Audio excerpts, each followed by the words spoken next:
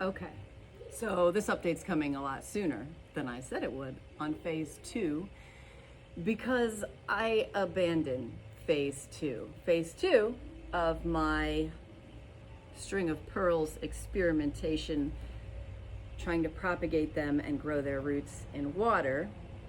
I took, if you haven't seen the video, I took these and I cut off a bunch of them and I threw them into this bucket of water here.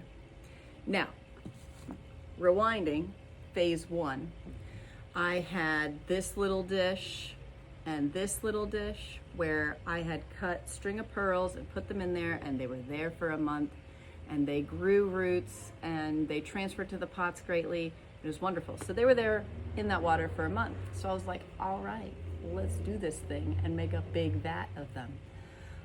So I chopped all those, I put them in there. I had also taken my phase 1s that had rooted and I threw them in this bucket of water because I wasn't ready to use all of them. So I used some, I threw some in the bucket. Well, the ones that I threw in the bucket then also had these cuttings on top of them.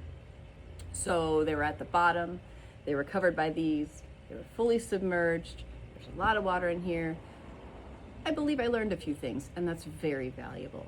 So the ones that were on the bottom that were covered by other pearls and fully submerged, they started to explode 1 week after I put them in there. So when I saw that they were exploding, I saw that some of them were dark in the water while these are light. These were turning dark. So I just lifted them all out of the water and put them here on this table.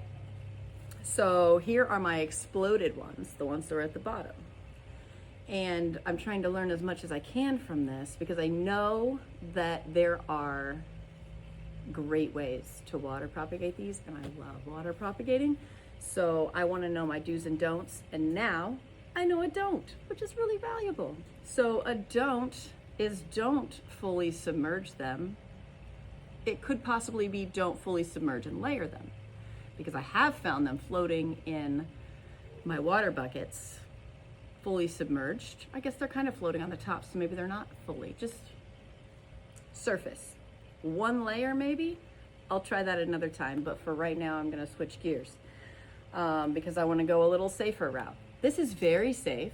It's the way that many people have done it for a very long time. You just cut a bunch of strands, little sections, and you lay them all over this shallow dirt and you moisten it.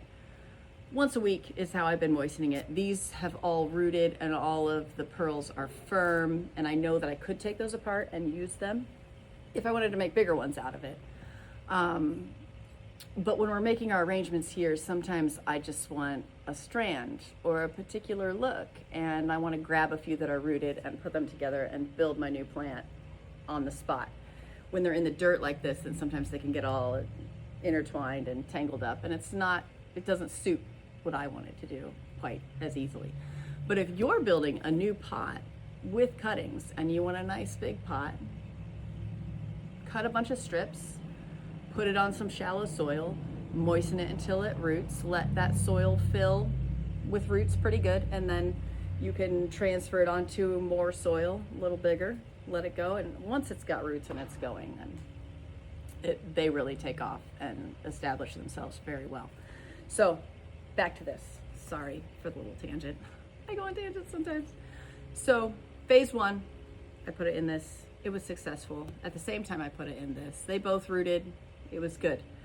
So I want this, but I don't know that I'm going to put them fully submerged in there, or I think I know what I'm going to do. This is going to be phase 3. And when I start putting them in there, I'll speed this up so that you don't need to watch me do each one. But what I am going to do, since I have observed that roots come from the cut part, and since I don't necessarily need roots all the way down these strands that I'm cutting, because what I'm going to do is stick it in a bowl and let it hang over the edge, and I want it to have roots here. So the cut point is where I'm going to expect the roots to come from and where I'm going to encourage the roots to come from. And this pearl right here would be fully submerged in the water. So I'm just going to say, you know what, let's just say you're not there. So I'm going to hang all these off the side here and see how this goes, to see if I can really get this the cut ends to get roots the way that I want them to do, so that I can just pull them off of here and put them into pots with root systems where I want their roots to be growing. Another thing I want to show you is that these here have been in water for more than 2 months. And what I have observed on these is that the pearls that are underneath the water, they've grown these roots, and these pearls up here are above the water. These pearls have been under the water and they have gone mushy.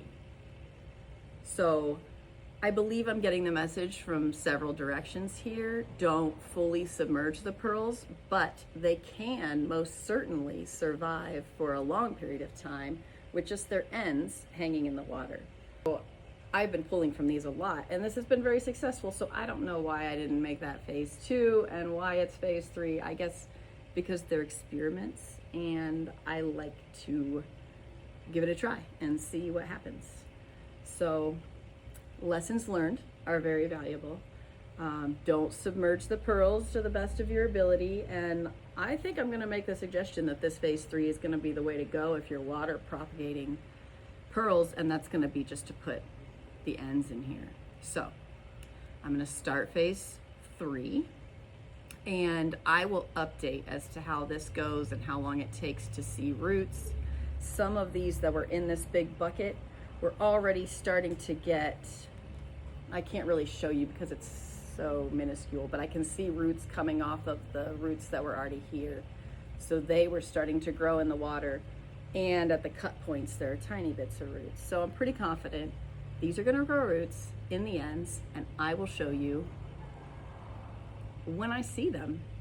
So I'll go ahead and speed this up and put these in this water, and we'll see how this experiment goes and if we learn any new lessons.